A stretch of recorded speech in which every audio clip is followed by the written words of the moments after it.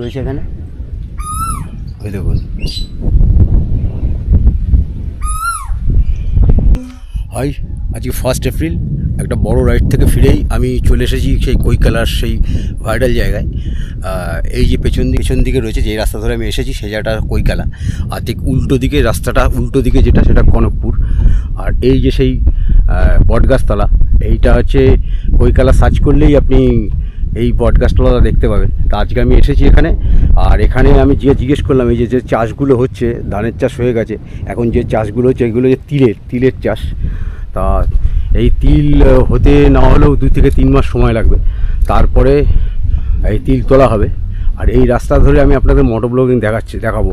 কৈকালার এই সুন্দর জায়গায় আসতে গেলে আপনাকে প্রথমে কৈকালা স্টেশন, তারপরে স্টেশন ক্রস করে এসে ডান দিকে জিজ্ঞেস করবেন যে কনকপুর যাব। কনকপুর যাওয়ার রাস্তায় ঢুকলে এই রাস্তাটাই পড়বে, এই রাস্তা দিয়ে কনকপুর যাওয়া যায়।